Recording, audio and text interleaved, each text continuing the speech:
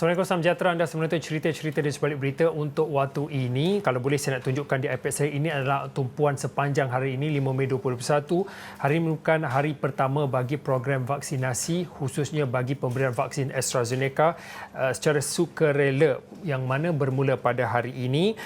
Rakan wartawan saya, Faris Azman, membuat liputan daripada pagi tadi. Antara lain, kalau boleh saya bacakan sedikit artikel ini. Pemberian suntikan vaksin AstraZeneca secara sukarela bermula pada hari ini di 4 pusat pemberian vaksin ataupun disebut sebagai PPV di Lembah Kelang, dan sudah tentu melihat kepada angka ataupun jumlah keseluruhan bagi program vaksinasi AstraZeneca secara sukarela ini melibatkan 268,000.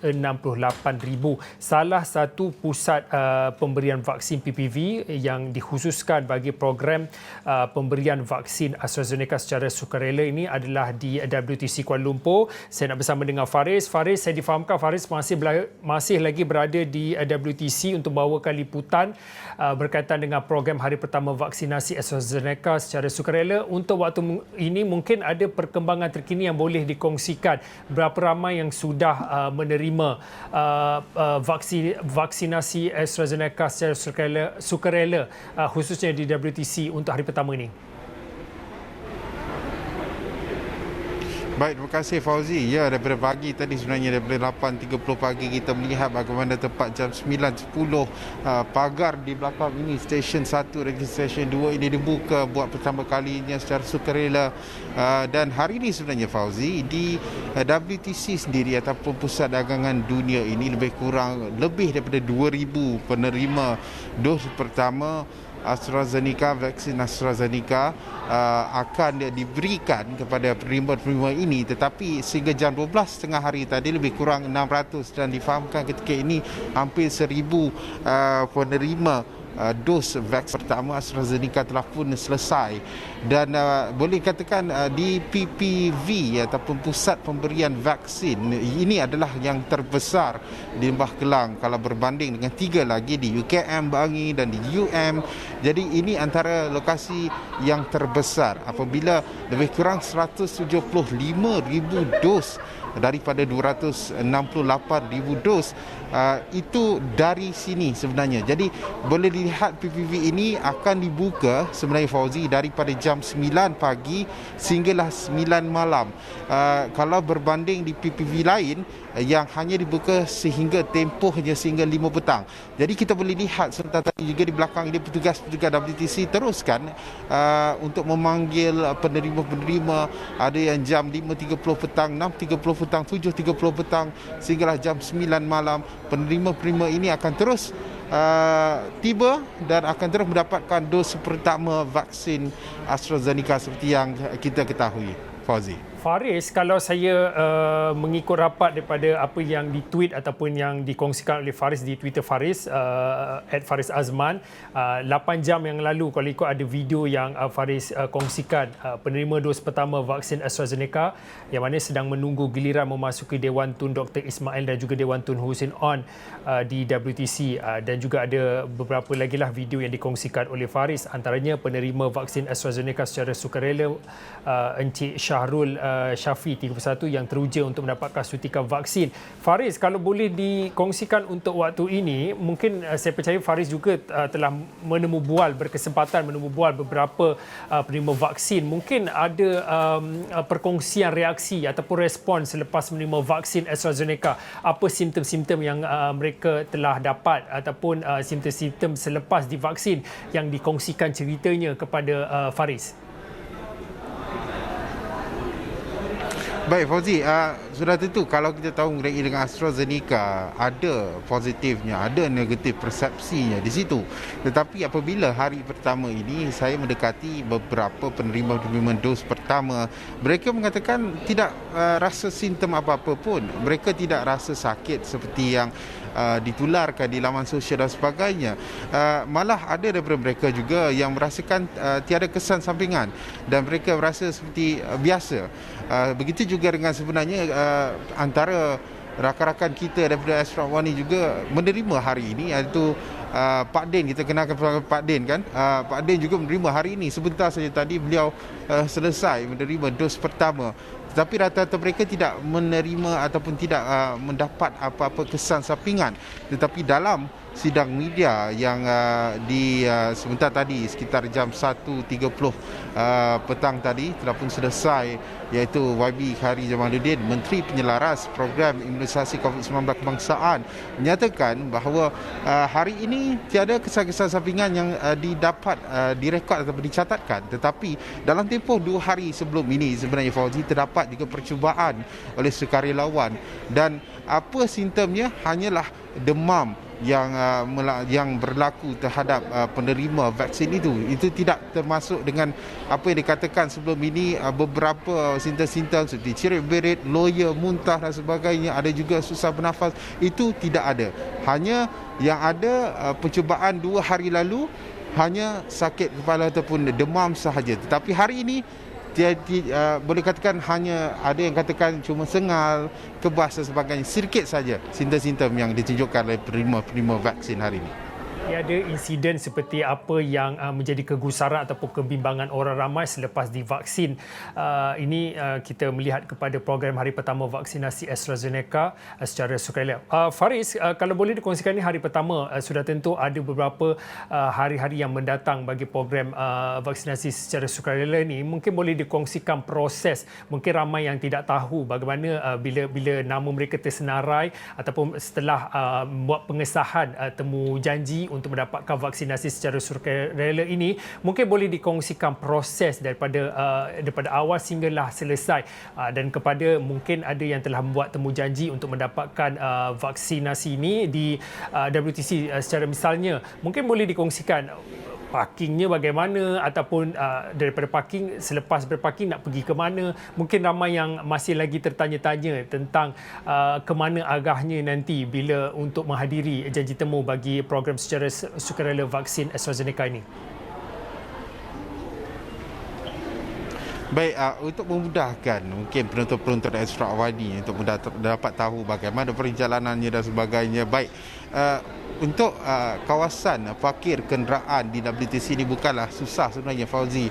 Anda hanya perlu parking di B1, basement 1. Anda boleh masuk parking yang terdapat 2 akses untuk masuk parking di kawasan ataupun bangunan ini. Anda boleh masuk parking di hadapan, ataupun anda boleh masuk anda boleh parkirkan kenderaan anda masuk melalui selepas Hotel Sri Pacific. Terdapat satu lagi pintu masuk daripada belakang, anda boleh masuk dan parking di B1, dan selepas itu anda boleh naik tangga yang telah pun diletakkan, lebih kurang tangga pintunya 1 dan 2, pintu masuk terus ke G floor ini. Dan selepas itu, apa yang anda perlu buat kepada anda yang mungkin temu janji ataupun janji temu anda di WTC, anda perlu datang lebih awal. Jika jam 9, anda perlu ada di sini lebih kurang jam 8.30 pagi. Kerana apa? Kerana mereka akan beratur, anda perlu beratur mengikut kumpulan. Baik, dia ada banyak kumpulan, iaitu Station 1 dan Station 2. Station 1 dan Station 2, anda perlu mengikut kumpulan-kumpulan ini, dan kalau anda lebih awal, anda akan berada di depan, dan kalau anda mungkin terlewat sikit, anda berada di belakang sedikitlah. Jadi mereka akan dilepaskan, anda akan dilepaskan masuk ke dalam. Jadi proses dia, anda perlu tunjukkan MySejahtera pada jam berapa temu janji anda, dan selepas itu saringan suhu dan sebagainya SOP itu akan dijalankan, dan selepas itu anda akan masuk ke dalam, penerima ini masuk ke dalam dan akan pergi ke registration counter untuk untuk sign dan sebagainya, borang-borang yang diperlukan, kerana ini adalah penerima vaksin secara sukarela. Dan selepas itu ada counter counselling ataupun counter boleh katakan rundingan, di mana anda perlu menyatakan apa penyakit anda, alahan ubat dan sebagainya, dan menerima konsultasi secara percuma di situ sebelum anda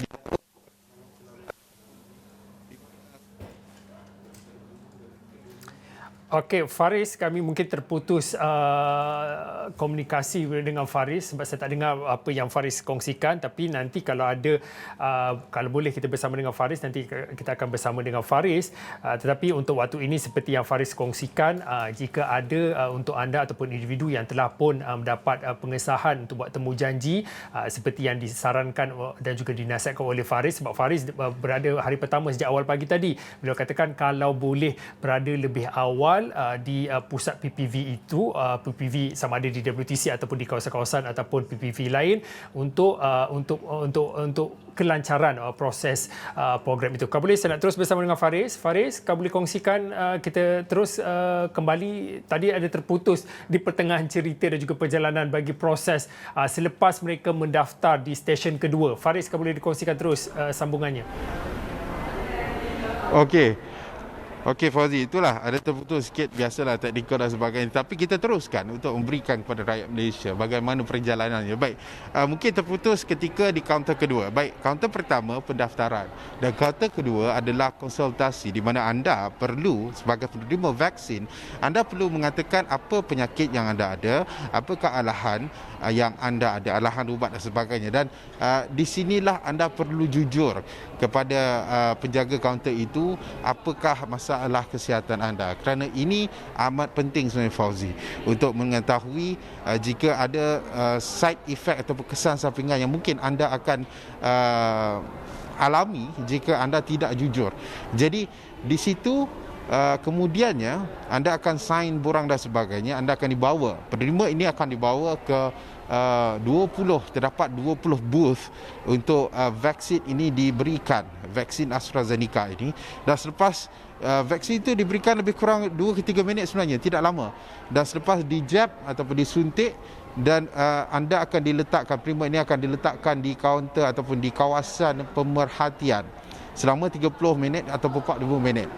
Jika tiada kesan sampingan, hanya boleh pergi ke kaunter di hadapan itu, sign dan selepas itu boleh keluar, dan MySejahtera anda akan ditulis itu anda telah pun divaksinasi bagi dos pertama. Itu langkah mudah, hanya 5 langkah yang anda perlu buat, tetapi apa-apa pun perlu hawal dan perlu minum lebih banyak air dan untuk memastikan tidak dehydrate badan anda, kerana vaksin kan agak panas dan sebagainya. Itu antara yang dikatakan oleh penerima-penerima yang berkongsi ketika saya menemui mereka. Dan ada juga sebenarnya Fauzi, penerima yang berusia 84 tahun yang mungkin kami akan bawakan dalam buletin awan ini seterusnya.